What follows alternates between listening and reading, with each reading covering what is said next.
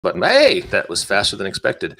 Hey, folks, thanks for tuning into the Banff Podcast. I'm your host, Mike Lafferty. A little sunburned today, but still coping. Entering the 4th week of quarantine, and I'm loving it. And today we have a very honored guest. Mr. Chris Birch from Modiphius Press has been kind enough to grace us with his presence to talk about the Dishonored RPG, which is #1 currently on DTRPG. So, Chris, thank you very much for joining us. Sure, it's okay. Nice to be here. Well, always a pleasure to have you, sir. And with us is a usual allotment of Banff co-hosts. Directly beneath me, labeled as something else, is Mr. Brendan Powers. How you doing, Brendan? I'm doing excellent. Happy to be here. Right, looking forward to hearing about this. Sweet. And directly below Brandon, we have Walt and Alice. How you guys doing? Great. Thank you for having me. Okay. Hola. I'm going to hand my metaphorical MC hat off to Walt and let him take the lead on this interview. So, Walt, go for it. I'm wearing a tomahawk hat, so I hope that's okay. It's a rhetorical device. You should be fine, sir. Please. Excellent. So, what made you guys decide to chase the license for Dishonored? I remember we were working on Fallout, the miniatures game, and I saw an interview that Harvey, the producer from Arcane, creative director, did, saying how he'd love to do a role-playing game for the game. Because I think a lot of their team are role players, and one thing in games publishing is, and especially when you come to video games, is a lot of the time video games companies. I mean, they just don't have the time for role playing games. The amount of work that is involved in approvals and putting together content. So knowing that the other side actively wants to do a role playing game was a really big bonus to doing the project. So it made me get on the horn straight away to Bethesda and go, that game Dishonored, I saw Harvey's really up for doing a role-playing game. What do you reckon? And so they were up for it. And Harvey and the team at Arcane were incredibly helpful. They've been involved in playtesting and writing and, really participating, which is it's a real joy for, as a games publisher to have that level of involvement with such a great property. So so that's why we did it. It was like a bit of a no-brainer, really. Is this the same 2D20 system, or is this a different engine? At its core, it's the same. We kind of change the names every so often of stuff. So it's still the basis of 2D20 is you're adding two numbers together, and in some of our games, in John Carter, you're adding two attributes together. In Star Trek, you're adding an attribute and a sort of like a departmental skill area. So we vary which two things you're adding together, and but essentially you're trying to get under that target number on either of the dice, preferably both. And sometimes you have another talent or skill or something which might also create what we call a focus. So if you also roll under the focus, which is going to be a lower number, you gain an extra success. So as a result, you could, in theory, get 4 successes from the roll of 2 dice. And typically you're going up against a difficulty of 1 or 2. Depending on what you're trying to do. So, shooting someone in broad daylight at reasonable range is probably a 1. Trying to shoot them in, the grim light of a dark street at sunset might be a 2. And then you do other cool stuff with what we call the momentum left over. You can either bank it and let someone else in the group use it narratively, or you increase your damage or do it quieter or quicker or whatever. So, or, you might, the GM might let you spend that extra 2 momentum to swing round that post and smack the 2 guards in the faces before you leap out the window, So it lets you do cinematic stuff. So yeah, we effectively changed the names, and it's a bit like, like the new Golf. VW Golf. Well, it's not new. What was the new Golf was basically a VW. The VW Beetle was basically a Golf underneath with a different body. So we kind of like tweak the engine, make it sound a bit different, and give it a new body. But essentially, it is the core system. But it means that we're not just cutting and pasting a world onto a game. We edit the game into the world to make sure it fits it more neatly. And as a good example, Babies with Knives, we do have 4 weeks of different Star Trek focuses, and so you can see that engine with the Star Trek lens, and so it does change from game to game, but we've got some episodes up dealing with that. I've played both Conan and Star Trek, and I can attest to the fact that you guys definitely always adjust the engine a little bit, tweak it, reskin it to fit the setting and world. So, and then you do a very good job of it.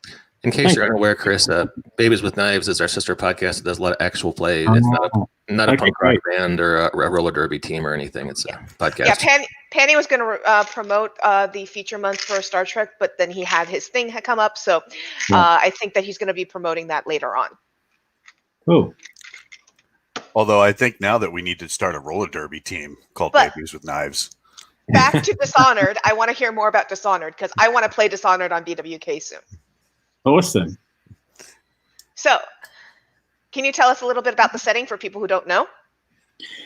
I'll be honest. I've not been head deep in it. I've played a bit of the first video game, but it is basically at its core a steampunk setting, or what is perhaps better described as whale punk, because of the preponderance of use of whale oil in the city. You've got your sort of 4 major islands. It's very much about big, powerful people and people on the street who are desperately trying to find some value. And there's, depending on the period that you play, because the video games are set over different time periods, and things change quite a lot in the storyline and in the factions. The factions vary a bit between games. So it is, it's very much Victorian England. It's 18th century England. It's, sabers and pistols and running through filth-strewn streets and, trying to fight back against a monarchy or, evil barons and things like that. So it's got a great sort of steampunk setting, but of course there's the whole unique plot of the Dishonored game. There's the mark of the outsider. Characters can have these extra unusual powers and be, embroiled in the kind of the main plot line. So it's very rich. So for what are the assumption of player characters? Like in Star Trek, you're part of the Federation. What I only know a little bit about Dishonored that I was reading up here. Walt's, I guess, the expert on it. But when you create a character, what's the assumption of a group that you're going to be with?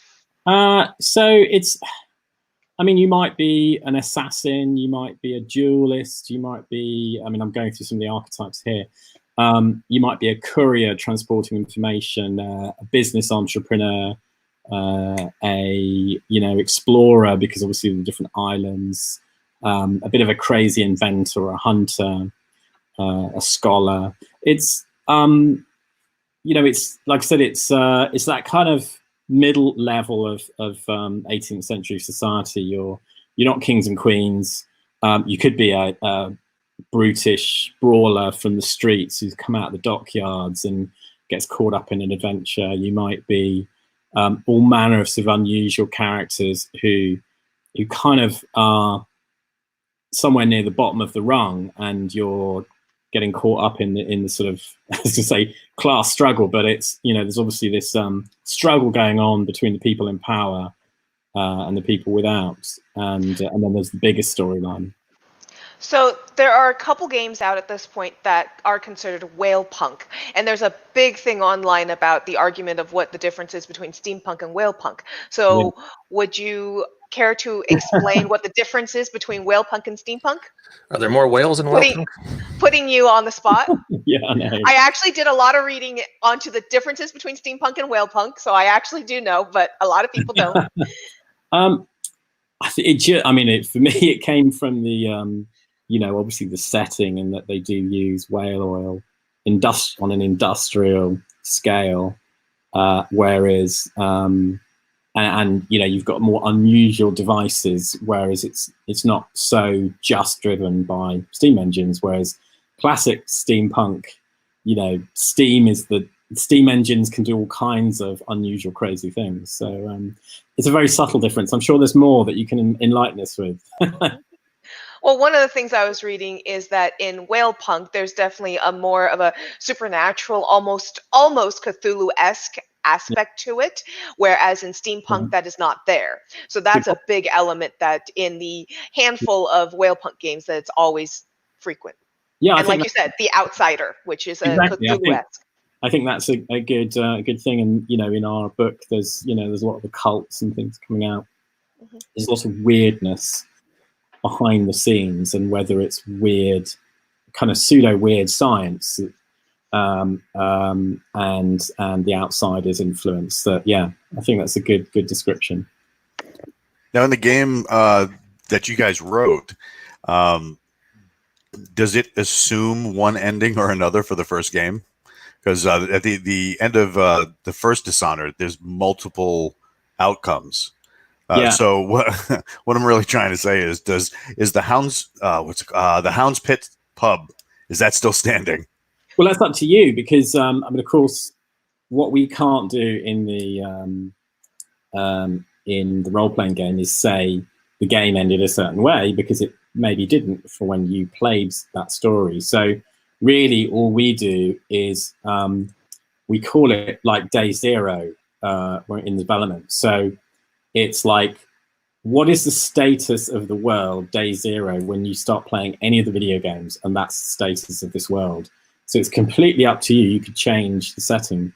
You could change the whole ending yourself if the GM wanted and the group wanted to play through that particular storyline. And that's the exciting thing, that you know, it's a bit like, hey, let's play Star Wars and not destroy the Death Star at the end and see what happens. If you really want to get, but of course most groups want to go off and they want to find their own little area of the world to go and not be part of that big storyline. But the beauty of it is we can go, well, here's the film set, go and make your own film. You know? Right on. Now, what kind of mechanics did you include in the game to kind of develop that gritty magic feel that usually? Well, the mark of the outsider, the void powers are driven by the void points, which are in the equivalent in Conan is your luck points. So it's allows you to do unusual stuff, and then you've got things like the bone charms that are quite strange and give you sort of small kind of magic bonuses, kind of the effects of that. So we've tried to, we've not given it a, it's not like there's a huge magic system. It's actually pretty straightforward and simple. It's a limited number of powers. We've not gone completely crazy. And of course, as the game does well, there'll be more products coming. We've got an adventure in the works at the moment being written. That's going to come later, and there'll be things like when the world gets back to normal, there'll be a dice set, and other fun stuff, because it's been such a big success. We know that there's a big demand for things. So so it's we do always try and fit sort of things like powers into a familiar box within the toolkit. So it's not like, oh, we just went off and made this completely different magic power system that works off a percentage. It's it still works off the points, the systems that you're used to in the game. So people don't go, wait a minute, I just learned the Conan system and this is completely different. So we try and keep things familiar but tailored to the way the world works. And I think the team did a good job with the way the void powers work without it's simple without, and it's not a horrifically complex powers system. Well, the way that you're talking about it, it actually very much intrigues me. I can't wait to dig into this a bit more because in Conan and in Star Trek, neither of them have that supernatural element. And since since your game has a more of a supernatural weird element and more gadgets and stuff like that, I'm interested to see how it adapts to still have that feel, since the other two don't at all. Well, I guess Conan, it's always had this sort of Cthulhu inspiration in the background. It's always been, when we did the magic system for Conan, we didn't just want to have hey, I'm going to summon this like monster and he's going to go and attack you. And it's like, well, you better have a way of banishing the monster afterwards. And just the very act of summoning the monster is going to have a dark effect on you. It's painful and dangerous to use magic. So what it meant is that anyone who used magic in a big way in Conan, it led them down this much darker path, and it was quite a threat. In Conan, magic is very low magic because of that. Yeah, and as a result, it's very different. You don't just have people throwing fireballs left, right, and centre. It's not, this isn't D&D wizard 20th level time.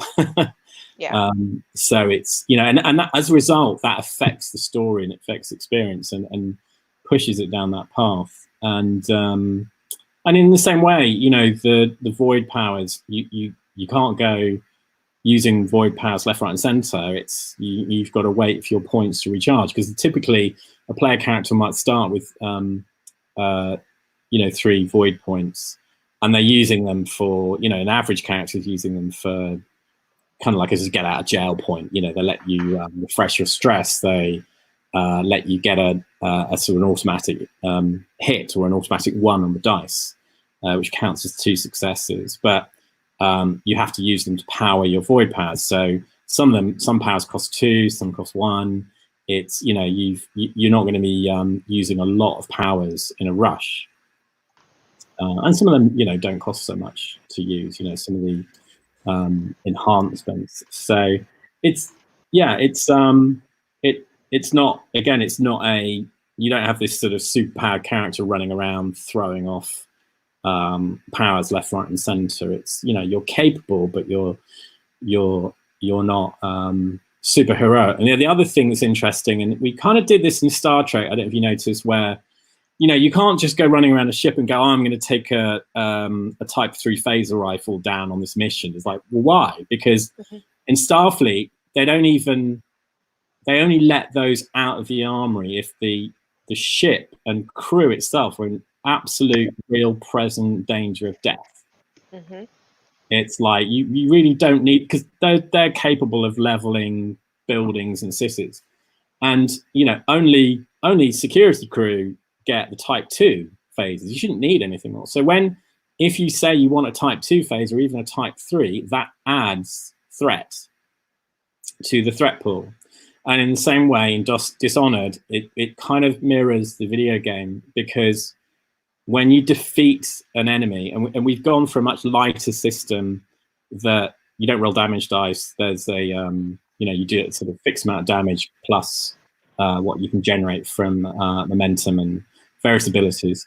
But most enemies, you just defeat them. But are you going to kill them or just leave them unconscious? Like as in the video game, you have a choice. And if you kill them, that adds chaos. And chaos is our equivalent of threat in Star Trek. So every time, if you're acting more violently, you are adding chaos to the world. And something to think about, this threat in Star Trek or chaos in Dishonored, it gives the games master a pool that they can use to power their NPC powers. They can bring in reinforcements. They can change the scene. They can create new truths about the scene. And it really, it's there to make your life more interesting. So it's, the way we've flavored the system is such that now if you, in Conan, if you kill someone, it doesn't generate threat or doom, as we call it in Conan. In Star Trek, if you request a weapon, you're saying that this is a more dangerous situation. Therefore, here's some threat GM. In Dishonored, if I kill someone, I'm saying I'm in a more chaotic world. Here's some chaos GM to make my world more chaotic. So it's a direct feedback mechanic for the player to go, I want the world to be more like this. And the GM then has the resource to make it so. So I think that's an interesting way. And it's very much a lighter system than Conan. It's possibly comparable, I'd say, to Star Trek. It's very much on a similar level. Now, in the video games, both games start out with that introduction to the outsider. Is that like an inciting incident that'll happen across the board when you play Dishonored, or is that something that might only just happen to one or a few characters? I think it's really down to the GM. I mean, obviously, it's like every time you play Skyrim, you start as you usually wake up as a prisoner, don't you, somewhere? Or you're about to be executed or something in Skyrim. Yeah, like Tuesday. Yeah, I got you. Yeah. It's like, okay, another week, another $1. So yeah, I think it's in the video game, it's a great storytelling mechanic. But for a role playing game, it's really up to the GM where you want to kick people off. We often like to tell our stories in different ways. I mean, I think it's long gone are the days when we're all sitting around a table in an inn and then an old man walks in and says, I've got a job for you. But there's plenty of inns and pubs in Dishonored, so it's not definitely it's not impossible. As long as you're staying away from the plague rats.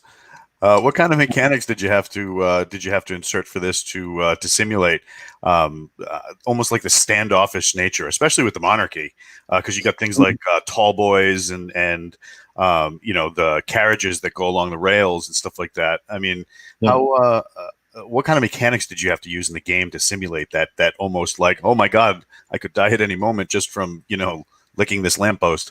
Yeah, well, it's on the plague stuff, I'm not sure actually. It's a good question, but it's very much a game. This is not so much a dungeon crawler where you'll run around hitting stuff all the time. It's a game where you're having to do a lot more social interaction with people. There's a lot more effect of like class and position and power games. It's much more about, if you're running around shooting everything, you're going to get pulled down pretty quickly. You've got to use your skills. I mean, just like in the video game, you fight from the shadows, fight in the open when you absolutely have to, but then get the hell out. So it's much more a game of subterfuge and playing to your strengths. Right on. Now, speaking of tall boys, Mike has this gorgeous artwork up here.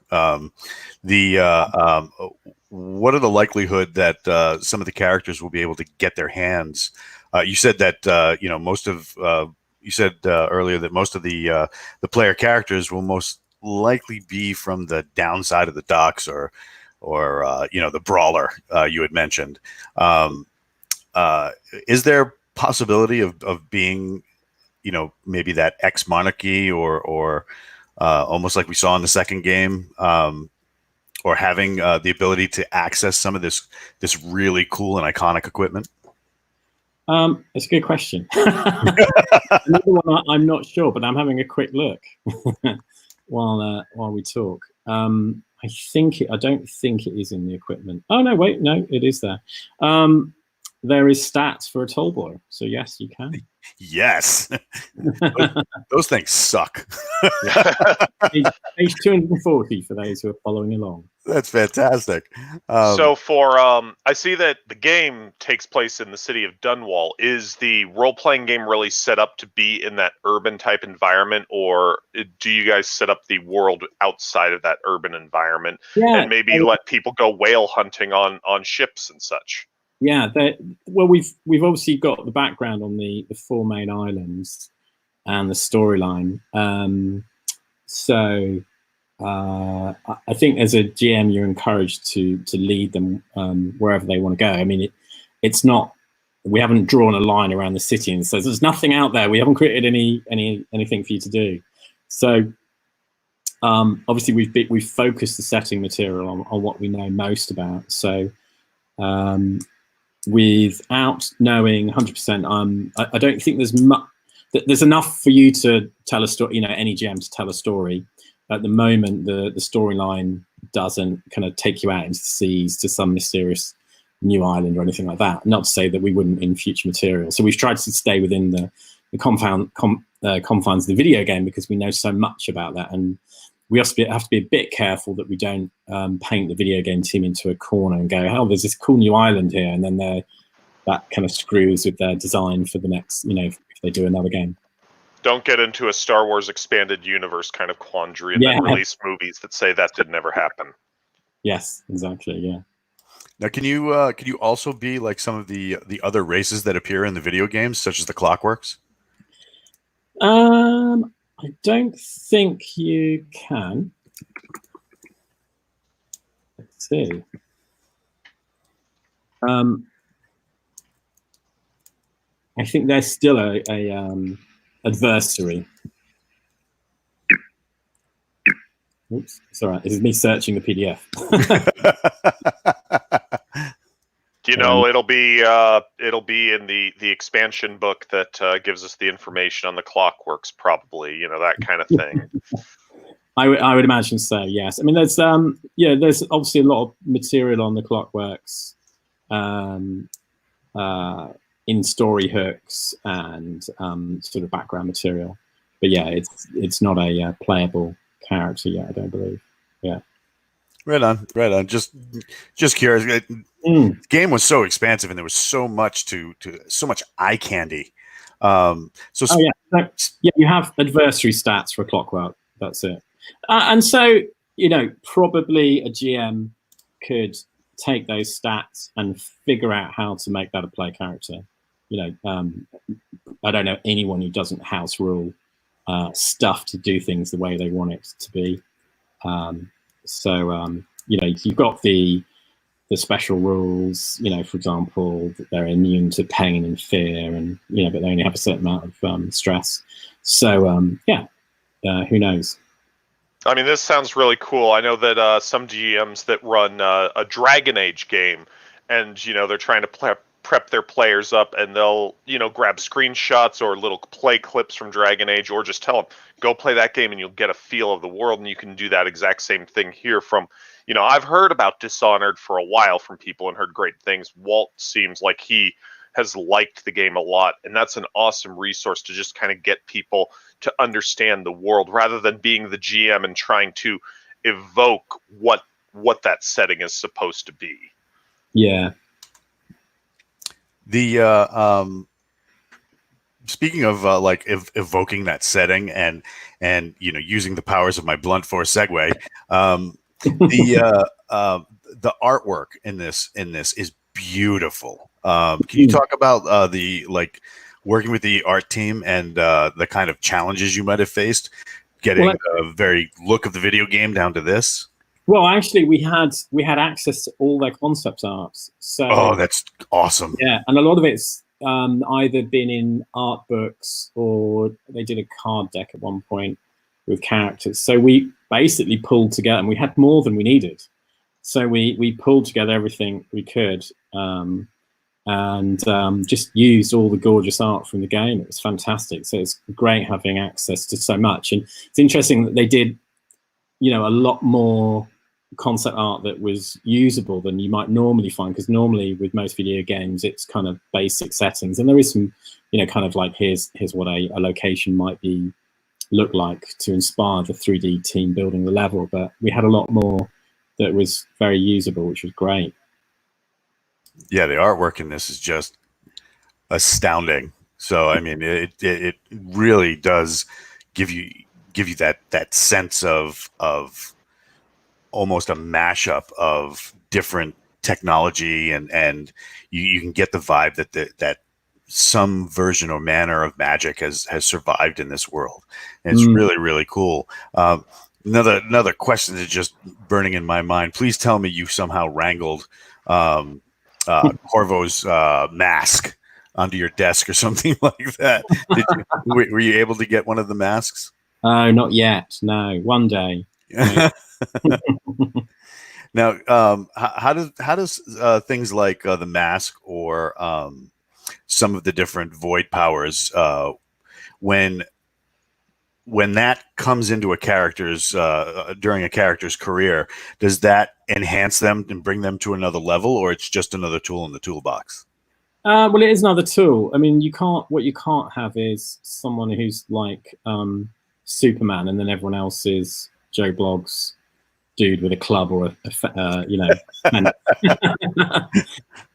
you know, and that's why it's the powers are limited. You know, they have to use their void points, which, like I said, you typically might start with 3 at the beginning of a game session. You might get some back when you do something, you know, astounding, but you are limited. So you know, you're gonna, and that because you've put your efforts into that, you're probably not as good in other areas. And so unlike, you know, in the video game, the character becomes very proficient with void powers, and also is a great fighter and can do all this stuff. So I think the way we've kind of dialed it is such that you're very much starting out and you've got these powers, you're kind of trying to figure out how to use them, but you need your friends around you to survive in this world. Like, you need the big brute who's the tank, who's going to take the damage and give it out to give you a chance to use your power. You know, you need the duelist to hold off the guards. You need the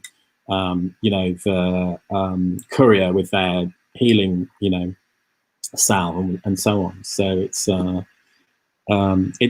got a nice balance, because it has to be that kind of group effort. You can't just have this one person stand back, I shall kill them all, and yeah, it's a bit boring for everyone then, really, isn't it? So we want people to feel like, oh, I really want to be the weird fallen noble who's a fencer, but he's in love with this you know, street woman, but you know, he owes money to the bouncer, and the bouncer's coming along to make sure he gets his money back, and you know, so it's this, you know, kind of bunch of losers, really.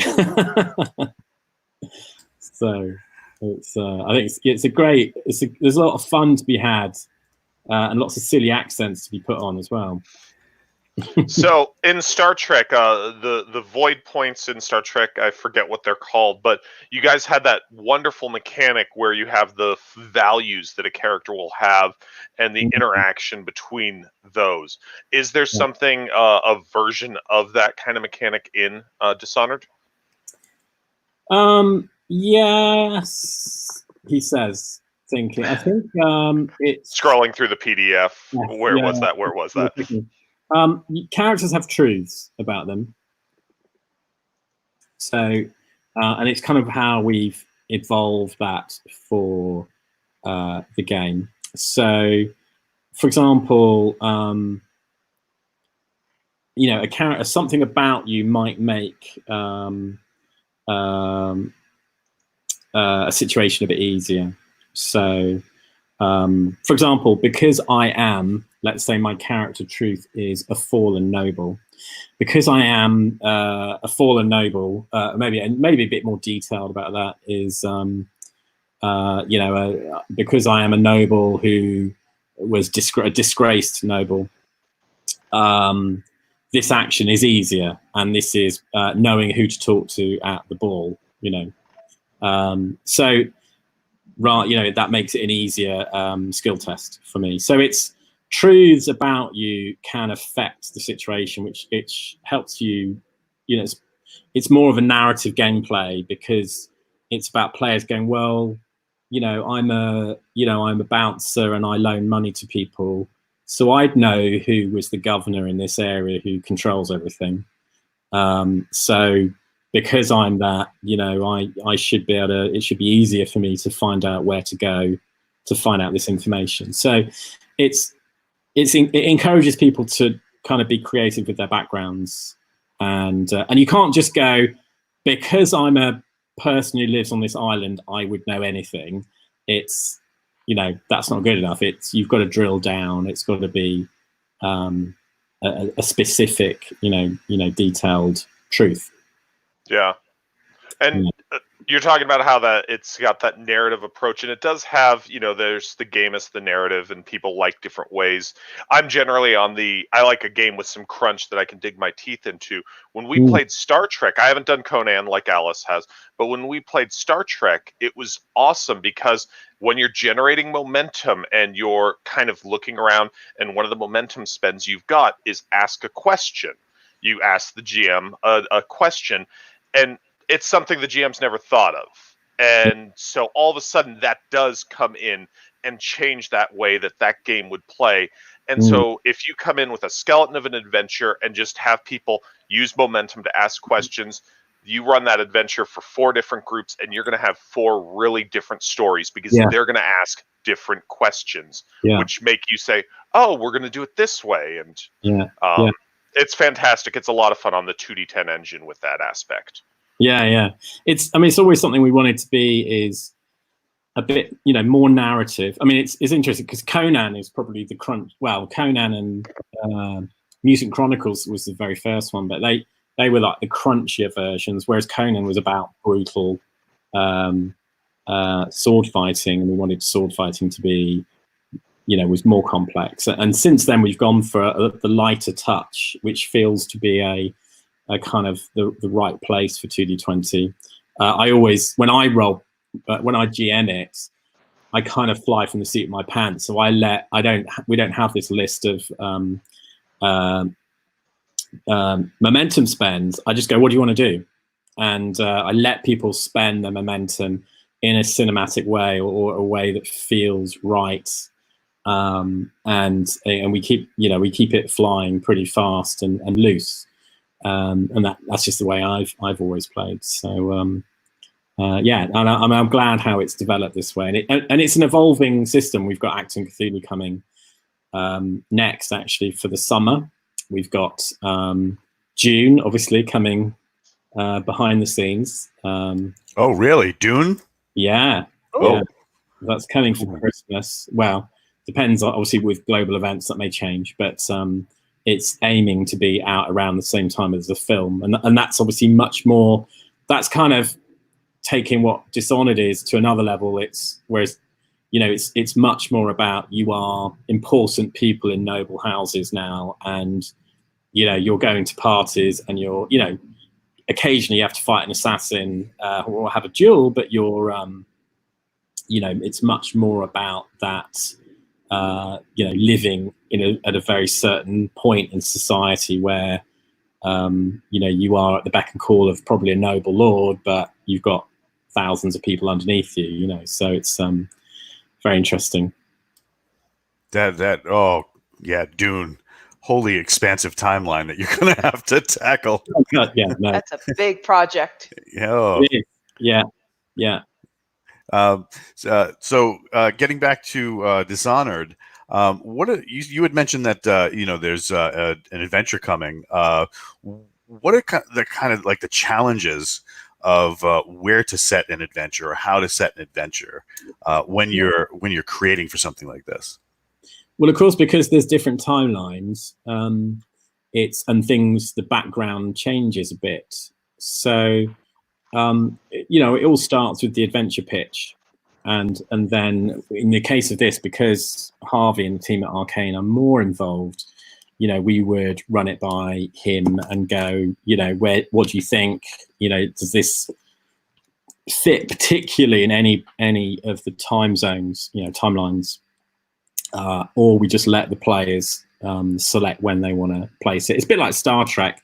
We tend to write adventures that are, this is set in the original series, this is set in Next Generation, but it doesn't take much tweaking to change the mission to be a different era.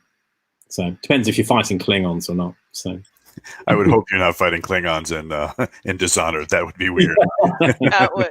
It's so weird, but I can just imagine it. Though with the compatibility of the system and all, you got to wonder how many people are going to take all of the different 2D20s and decide to match it into one big world. I can One big only universe. imagine. I mean, it happens that all our miniatures that we make are all the same scale. So our Fallout, Elder Scrolls, Star Trek, John Carter miniatures are all the same scale. So it's only a matter of time before, you know, someone does a weird mashup. Yeah, well, I remind. Go ahead, Alice. Oh, I was just going to say, you know, Dishonored is on a planet that isn't Earth, or you know, or on an Earth, and Federation's on an alternate planet for hosting Yes. instead, and Federation shows up to the Dishonored planet. That was very awesome. Yeah, I could Yeah. totally see, like, you know, the characters meet some people at an event and they seem a bit odd, and you know, and they kind of follow them and they kind of disappear down an alleyway, and before you know it, you're seeing them talking into a box, you know, and Yep. it's like, what? Yeah, exactly. It reminds me of a Simpsons episode where they're like watching the movies, and I forget the whole thing. It's over 20 years old, but Bart's like, history was never this cool, and Lisa's trying to correct all the problems, and she's like, there were no ninjas around King Arthur's time, and you know, such like this. But you can have this beautiful mashup. Yes.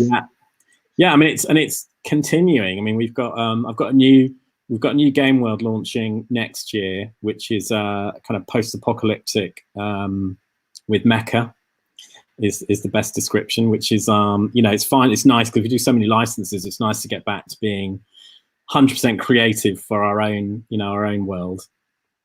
So I'm excited to get that out. And Seems like licenses are really the wave of the future for RPG publishers. Well, yeah, I mean, it's licenses are a great way to, you know, you bring in, you know, like Dishonored brings in a lot of potential fans who didn't know about us before, potentially a lot of non-gamers who are like, hey, I guess it's D&D in the Dishonored world, so I'll give it a shot. And you get access to all the art, which obviously saves us money. You get, you know, you get all the setting material, but then you have the limitation that you can't just go, hey, I want to have giant robots in this world, or, you know, whatever. You know, you have what the world is, but there should be plenty of material. So it's a great way, you know, we started as a small company and did a lot of licenses, and it's a great way to suddenly find yourself with a big audience and a lot of products that sell well. And of course, it's, you know, they sell well into retail. But you've got to keep being creative, because I mean, the reason I started the company was to make Acton Cthulhu. And so that's why I'm really glad we're going back to it. You know, we've got the new Acton Cthulhu 2D20 edition coming this year. And we're actually going to go to, obviously, well, global events have changed everything. We weren't going to release it till later in the year. But a lot of our projects are on hold because of COVID. And, you know, we've had to, in the UK, the Queen and her government are thankfully paying for everyone's wages who are on furlough.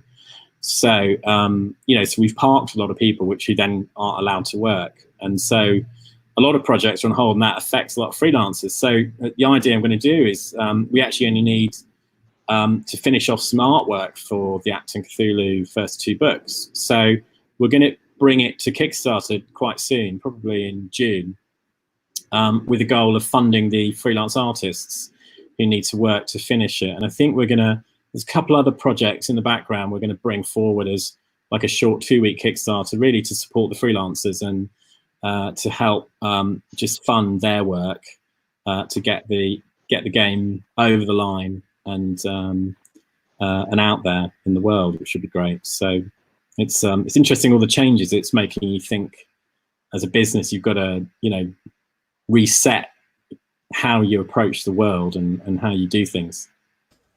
Now, when you're ready to launch that Acton Cthulhu, my German's horrible, unless I'm talking to my dog, in which case it's very good. When you guys are ready to launch that, would you be willing to come on and talk about it? And, oh, absolutely, sure. Because the great thing is we've gone back to the original concept was based on my readings of, like, you know, I used to be obsessed with Sergeant Rock. Don't know if you remember the old comic, and he was always fighting demon-infested tiger tanks and hordes. It was brilliant. And then there was Weird War, of course, as well, which was even more of the same. But Sergeant Rock, I really remember, was just mental. And I, you know, then I discovered Lovecraft and the Mountains of Madness, and thought, well, what would it be like if there were Nazis there? And then the whole setting kind of grew out of that. But it was always like two-fisted action, but with dark horror in the background. And so we've gone back to the original release, and we've basically stripped out most of the history because it's really easy to find on Google. You don't need us to tell you all the history again. You need some kind of basic grounding. But so we've just basically dialed up to 11 all the really weird stuff. And, loads more cool weapons and monsters and secret bases and crazy Nazis doing really batshit crazy stuff. Sorry, swearing. So it's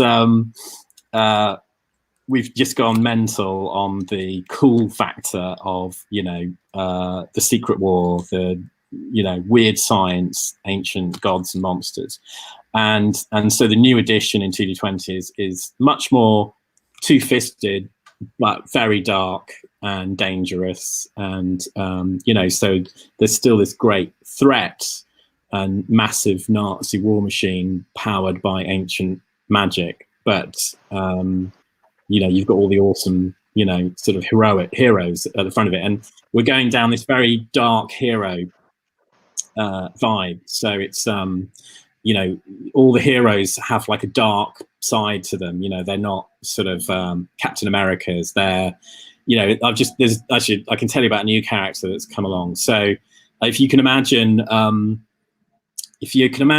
lady in the lake who lifts up her sword to the night. So imagine she wasn't this. Imagine she came out of the water. You can imagine some medieval princess right out of the lake. But imagine if she actually looked like the girl in The Ring.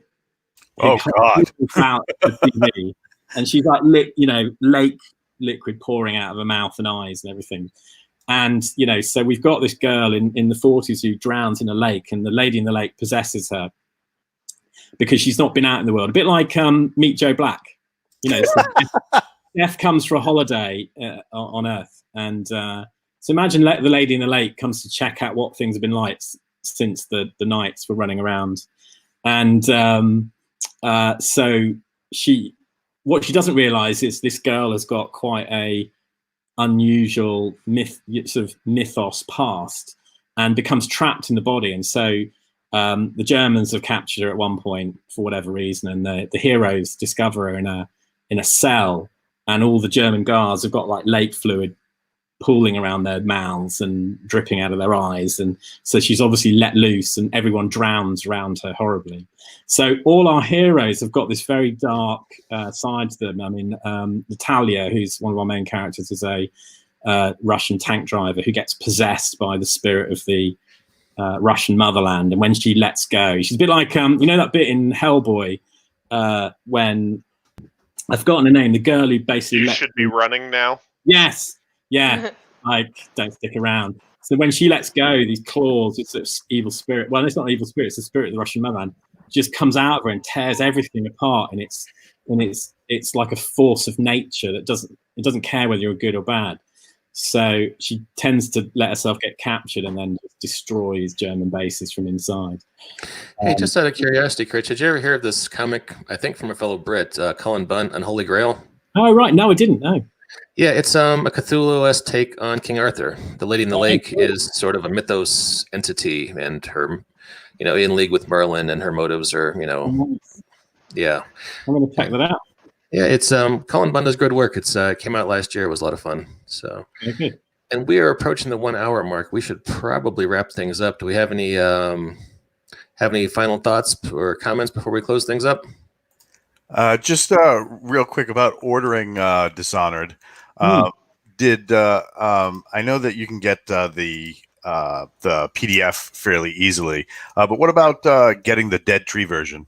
So the physical version is on pre-order from our website, and you'll get the PDF immediately. If you, and obviously we're not shipping till end of June as a pre-order.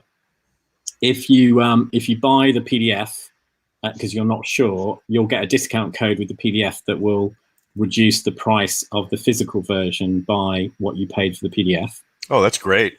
And nice. Yeah, which we're trying to do with all our new releases. And we always did it if people contacted us, but we're doing it officially with a code now. Because people aren't, you don't want, and then also, sometimes you just want to get the PDF to see whether you like it, and you go, oh, this is great. Oh, crap, now I've got to buy it again, So we wanted people to know that they haven't wasted their money. And that'll let people maybe test more games more. But yeah, it should hit retail. Obviously, it was originally aimed for UK Games Expo, and that's gone back. And then it was going to be Gen Con, but I mean, who knows whether Gen Con will happen? Fingers crossed it will, but I think it's going to be tricky. So, but it will hit resale. I'd say probably around July time, July, maybe August. But yeah, so it will be coming to your stores. But given the state of distribution, if you want it, do tell your local store that you want them to order it in. Right on. And then absolutely, let's come and talk Acting Cthulhu and Crazy Nazis next time. Awesome. Crazy Nazis next time. All right. That's awesome. That'll probably be close to the election cycle, so insert inappropriate political joke here. All right, Chris, always a pleasure, sir. Thank you very much for coming on. It's always nice to see you. Thank you very much. Yeah. Okay. Brendan, Alice, Walt, as always, pleasure to have you guys on. And to our loyal viewers, I've been chatting with in the YouTube comments. Thanks for checking us out, and we'll see you next time on the Banff Podcast. All right. Bye. Bye.